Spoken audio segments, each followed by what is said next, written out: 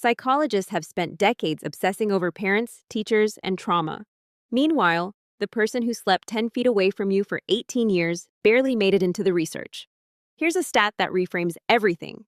In the United States today, a child is statistically more likely to grow up alongside a sibling than alongside their own father. Let that land for a second. We pour enormous energy into debating parenting styles and school systems. But the relationship that may matter most, the one happening right there in the bedroom down the hall, gets almost no attention. So today we are going deep into sibling dynamics, what they actually do to your personality, your mental health, and even how long you feel satisfied with your life. Let's start with the oldest sibling story ever told, Cain and Abel. Now forget the religious layer for a moment and look at it through a psychological lens. Cain grew up as the center of his parents' entire world. Every resource, every glance, every moment of warmth belonged to him. Then Abel arrived. Cain's whole identity crumbled. He'd been modeling himself after his parents, striving to meet their expectations, carrying the weight of tradition by taking over the family land. Abel, on the other hand, grew up with freedom. No crushing expectations. He became a shepherd, wandered where he pleased, and seemed to thrive. When the day came to honor their father and Abel showed up with far more to offer than Cain could manage, the shame Cain felt was unbearable. And we know how that story ends. It's brutal, but it's also deeply human. Because buried inside it is something every sibling relationship wrestles with: the competition for love, for recognition, for a sense of worth. The Austrian psychiatrist Alfred Adler was one of the first to study this scientifically. Adler believed humans are fundamentally driven by a desire to feel powerful and capable, partly because we all carry some deep-seated sense of inadequacy. Siblings, he argued, amplify this drive. Growing up in the same household doesn't mean experiencing the same household. Each child occupies a completely different psychological position depending on birth order, age gaps, and how parents respond to them. And here's where it gets really interesting. Siblings actually push each other to differentiate. To avoid constant competition, brothers and sisters naturally carve out different identities, different interests, different strengths. It's almost like an unconscious negotiation. You take this lane, I'll take that one. When that differentiation works, siblings can coexist beautifully. When it breaks down, things can turn ugly. The Kellogg brothers, yes, the cereal family, despised each other and spent years in court fighting over who actually invented cornflakes. The Dassler brothers split so completely that one founded Adidas and the other launched Puma, turning their rivalry into two global empires built on mutual hatred. But let's talk about the science, because there are some genuinely surprising findings here. First, birth order matters, though maybe not in the ways you expect. Firstborns tend to look up to parents as their primary role models.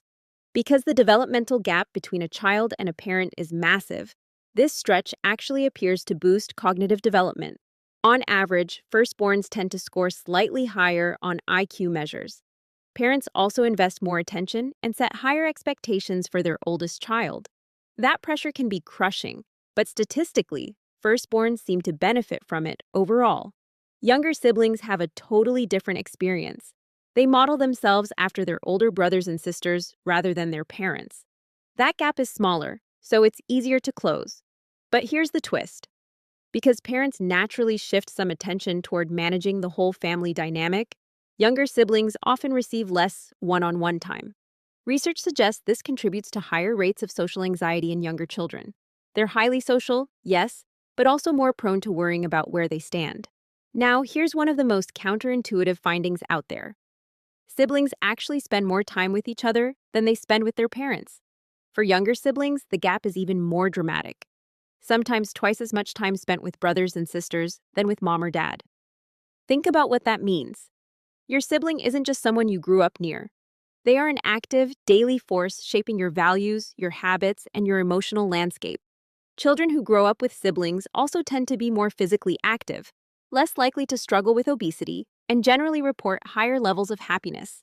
Some research suggests they build social skills faster than only children, though scientists are careful to note that the data here isn't completely definitive yet.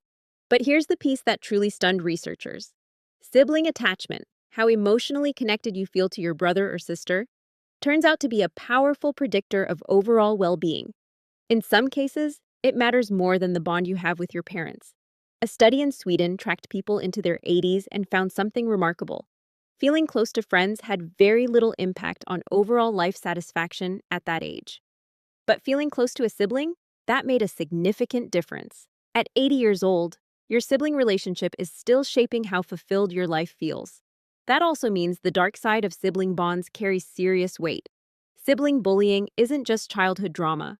The research is clear that ongoing mistreatment between siblings can leave emotional marks that follow someone for the rest of their life. So, what do you do if your sibling relationship is difficult right now? Adler offered a perspective worth sitting with. When someone consistently difficult in your life seems to be pushing for control or dominance, understanding that they are driven by their own deep insecurity changes how you respond. You stop taking it personally and start seeing the vulnerability underneath the behavior. Whether you love your sibling fiercely, barely talk to them, or somewhere in between, the relationship is doing something to you. It always has been. The question is whether you're paying attention to it. The research is clear. Your brother or sister might be the most underestimated force in your entire psychological story. And now that you know that, everything about your childhood might start to look a little different. For more valuable lessons, please subscribe and check out the resource I've linked in the description below that I think you'll find really helpful.